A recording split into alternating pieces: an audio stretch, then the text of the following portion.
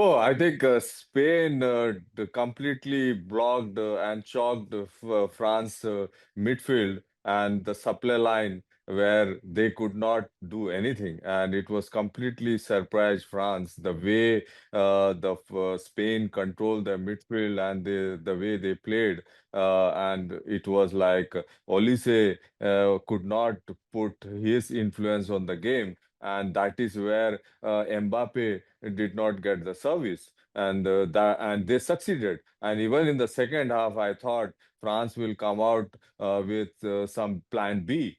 But again, they looked much more weaker in the second half than in the first half.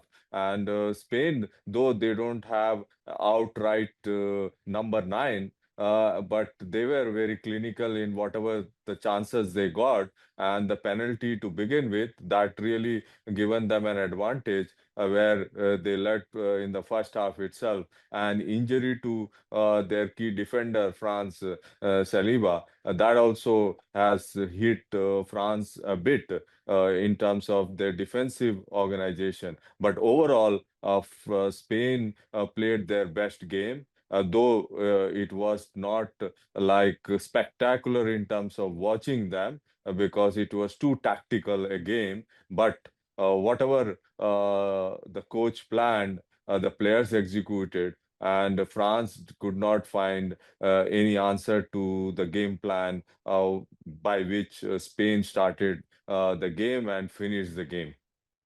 Yeah, actually, before the match, France went into the match as favorites.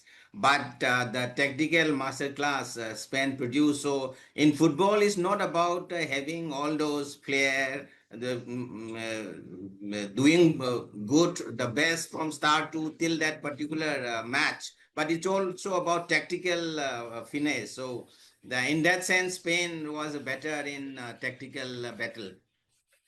Absolutely, absolutely. Spain, before the match, France was on the top.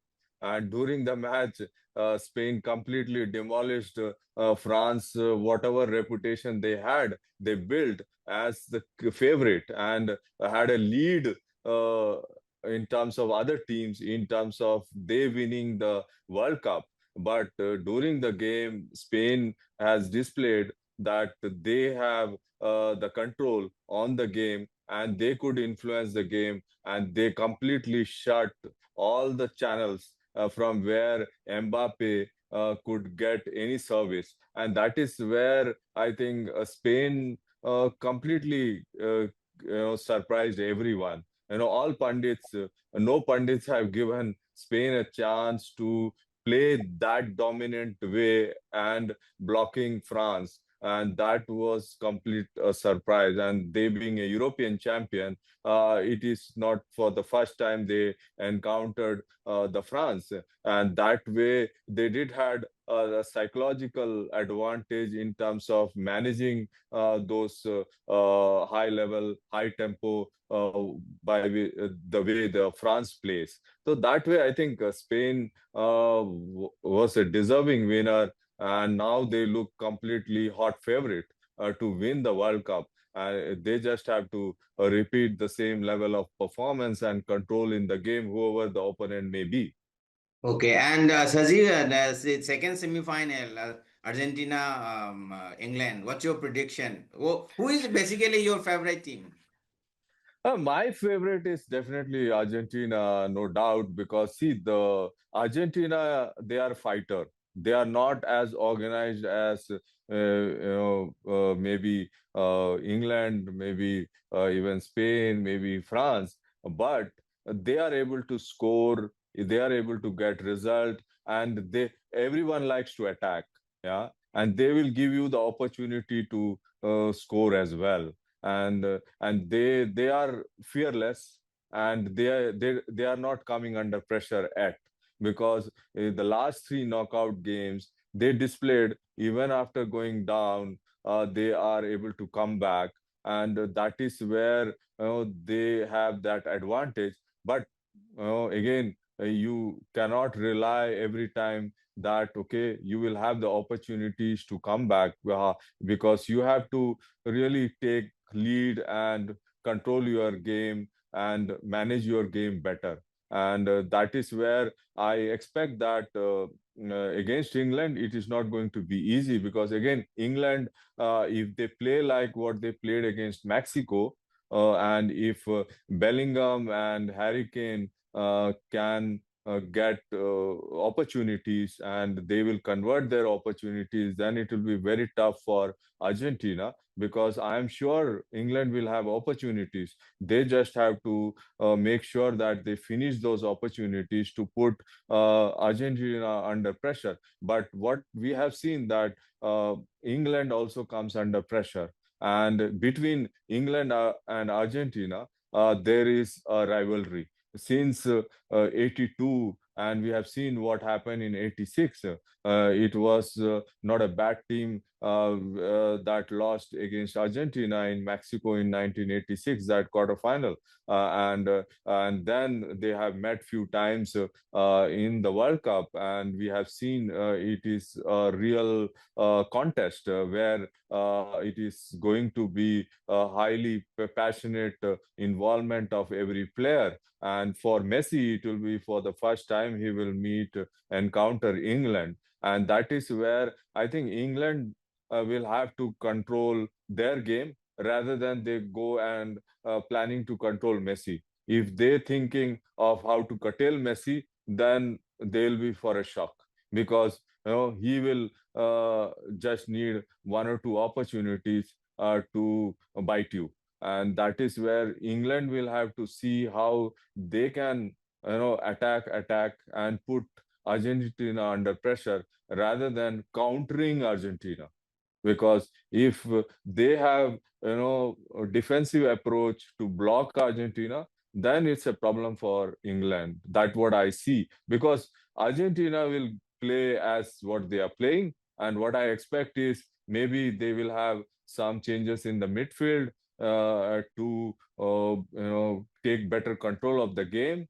And since now Alvarez and Martinez has found the net, and that goal what Alvarez scored against Switzerland definitely will bring him to the top of the form in terms of the belief, because Alvarez has got a lot of talent and he can really trouble England with his hard work, with his energy, and if he is able to put his finishing touches and he combines well with Messi, then England is going to be get troubled by Argentina. But I see a lot of goals today in the second semi-final tonight, and there will be a lot of goals, and we should not be surprised that it is either 4-3 or 3-2 going to extra time as well. But then I don't see it is going to penalties. But who is going to win?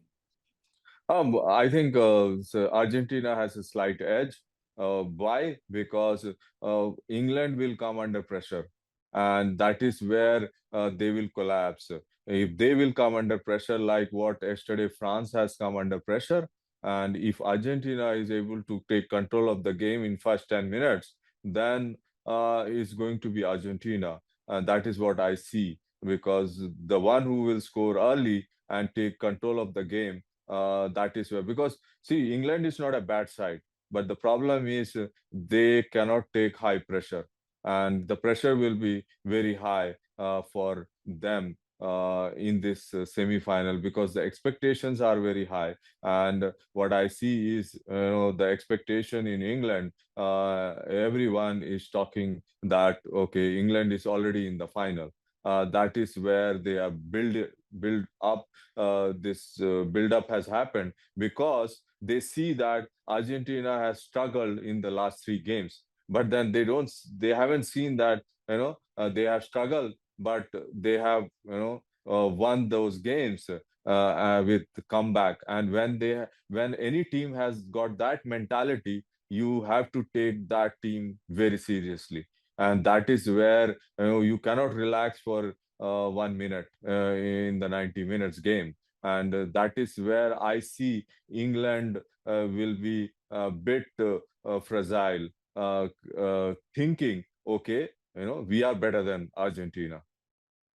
So the final will be can be a blockbuster. This Spain Argentina.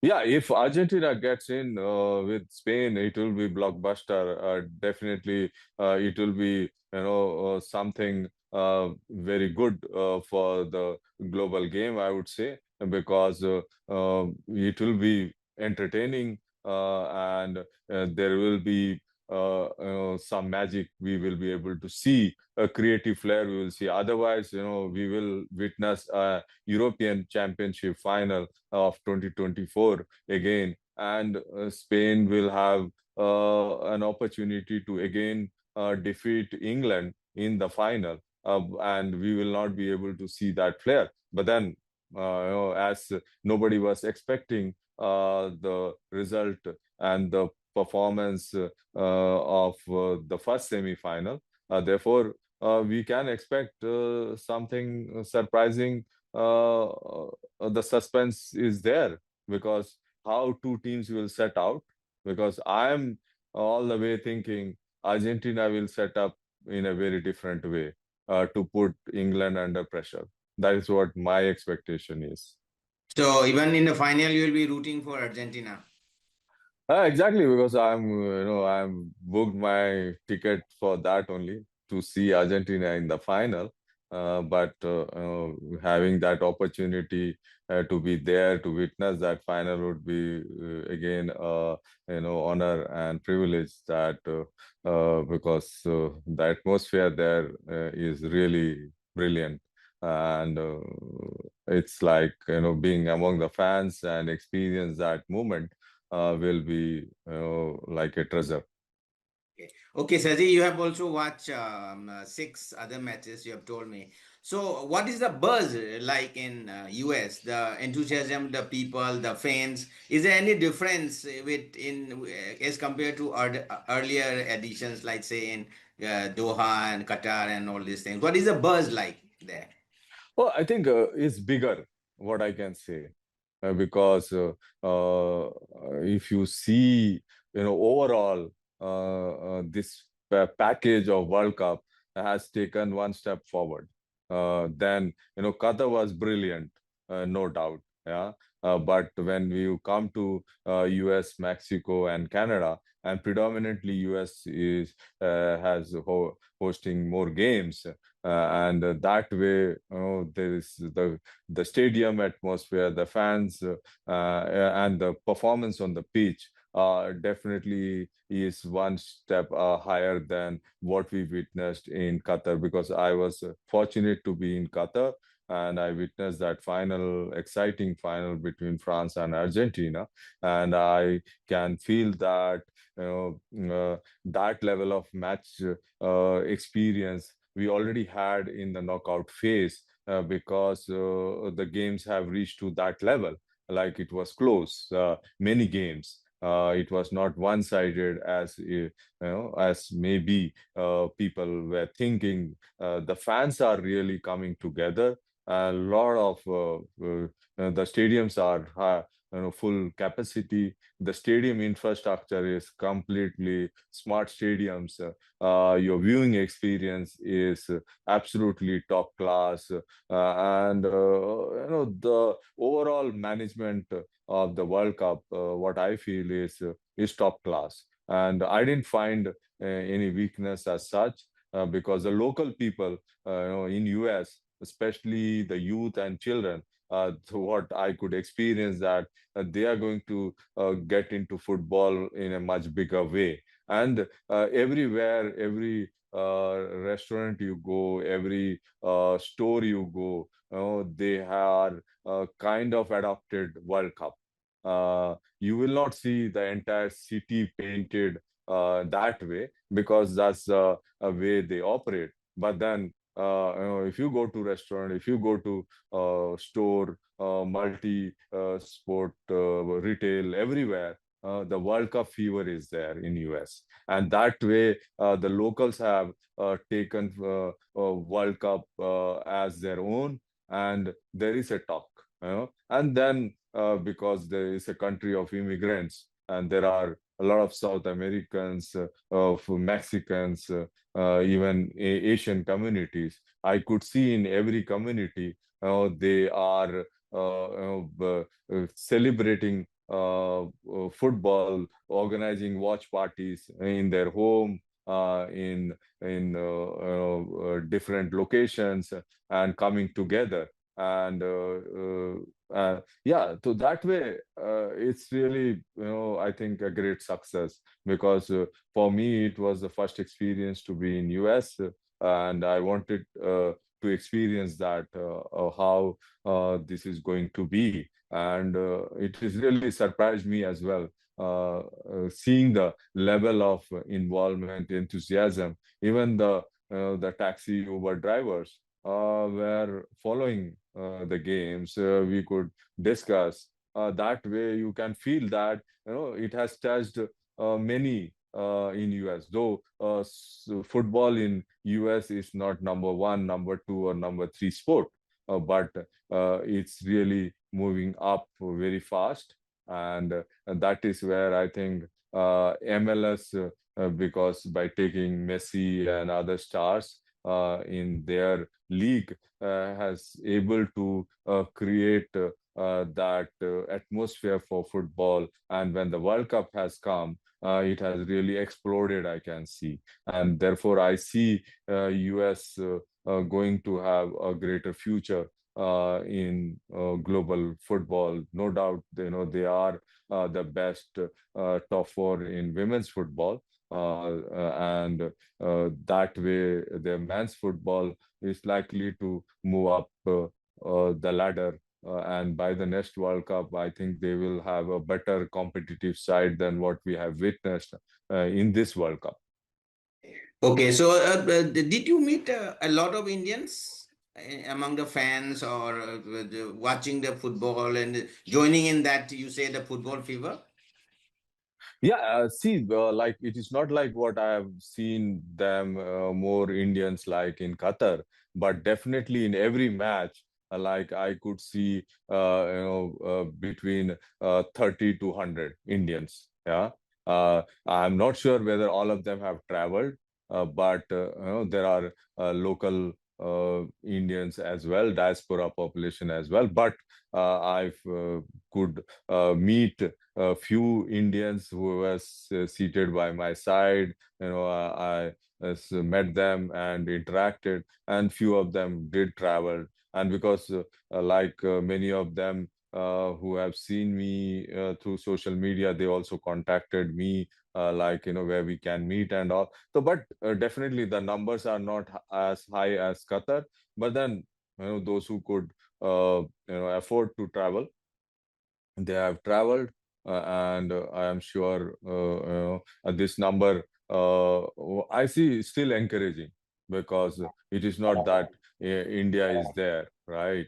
And that way, you are investing this much to be in the World Cup is very encouraging, and that is good, great to see many Indians there. I think in the finals also we will be able to see many Indians there. Yeah, Saji, you said India is not there. So just quickly, I'll go through one or two questions about India. So everybody knows like the situation in India. Every 4 years, we will discuss when India will be there in the World Cup. But specifically, I want to ask one question. You also was AIFF General Secretary. How this OCI players issue, like how this can transform India into a better team? Do you see any thing happening very big on this matter in the near future? See, I think what has happened in Indian football is like the OCI, PIO thing has become very big, because the fans uh, see this is the only way we will be able to compete. Yeah, and that way, if the fans wants this. Yeah, and that is there. I see there will be possibilities once the government comes up with policy in terms of whether it is going to be a sports passport or whatever. Yeah, and in short term, it will definitely help. But we have to also understand that there are not many Indians playing at the top level in the global football. Yeah, that is there. But what can happen is in 2 to 3, 4 years, we can take their services and perform better at the Asian level to begin with, because we can't afford to be not qualifying for the Asian Cup. We have to reach to the third round of the World Cup qualification and compete and show to our people that uh, football can also compete at the top level, and that is where we will be able to give more hope to the grassroots and the youth level to work hard and have a belief that if we get the opportunity, we will be able to grow. So therefore, PIOs, what I see, has to be a short-term strategy to integrate with Indian football, and maybe at the youth level, and also for the women's side as well. Because if we are, people say that many are saying the women's football, we have a bigger opportunity, better opportunity to qualify for the World Cup faster than men. But what it also requires the level of players, yeah, and that level of players in the short term can also come through PIOs.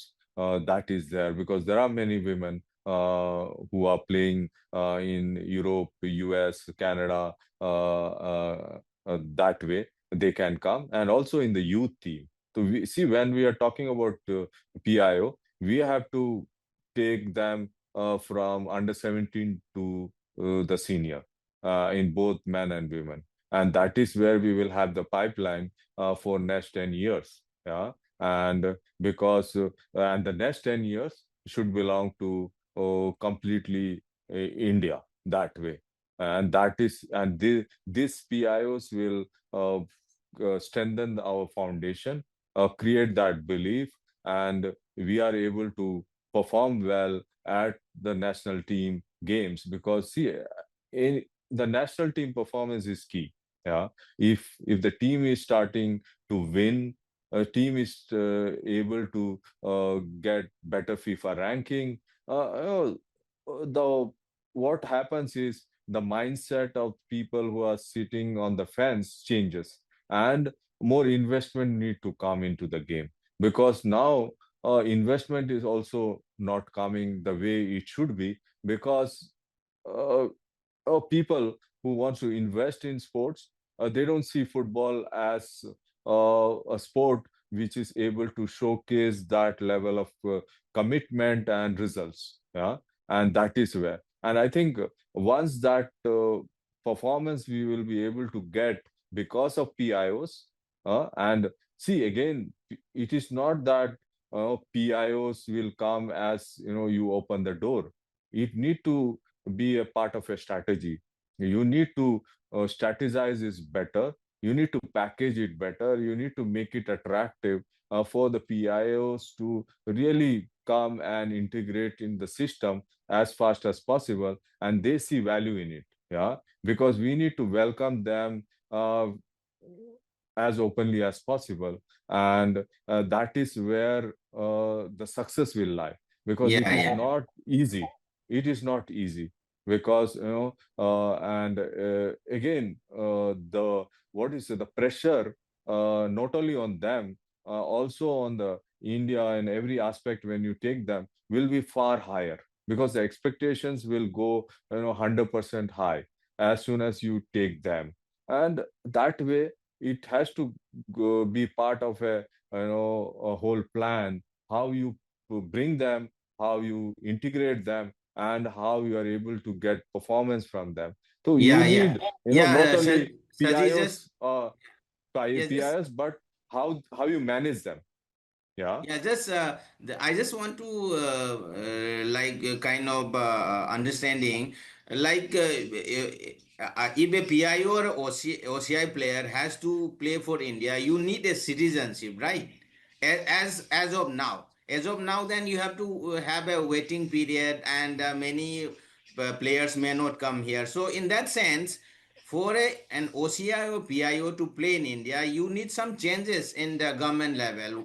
So that can you tell me something about that? I think, see, the if the government is already in the process of something, I think they will have something process where it will be fast tracking system.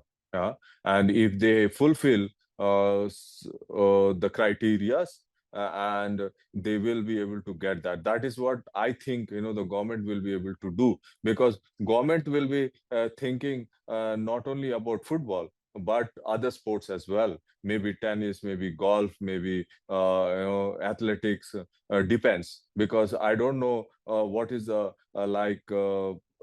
blueprint they have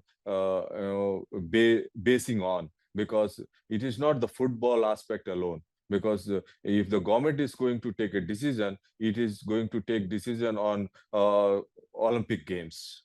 Yeah, how we can get into in a better medal position than what we are today. Yeah, and it is not a easy decision, because you have to really justify this. Why not Indians? Why others? Yeah, and that is not easy, because it is an investment. Yeah, it is an investment going to PIOs, and they will be able to bring medals, and that is where it all lies. And for football, it is not about medals right now. It is about showing the promise and potential to India, that okay, these PIOs can change the image, but to get to the medal, we need to really work from the bottom. There is no other choice, because see, we don't have any PIO who is really something, doing, playing for the top club every week. No, yeah, that's a fact. Yeah, so therefore, even we will have playing 11, all 11 PIOs. We will not get into the medal situation. That's the fact. Yeah, but what is we are going to do by having them for next 10 years, next 15 years. And that is where the blueprint will be essential. And the people who are managing them, people who are will be able to commit. Okay, this is the only possibility, but this possibility will lead to you know complete transformation, and we getting into medal situation. Okay. Saji, lastly, there's less time also. Just want to, there's even FIFA President Infantino has not even ruled out there's they already expanded World Cup to expanding to 64 teams. And in that situation, India may be in that World Cup. So is it a feasible thing expanding World Cup to 64 according? No, I think, see, 64 or 84 or 90, it does not guarantee India, because we have to understand that today we are ranked 25th in the Asia.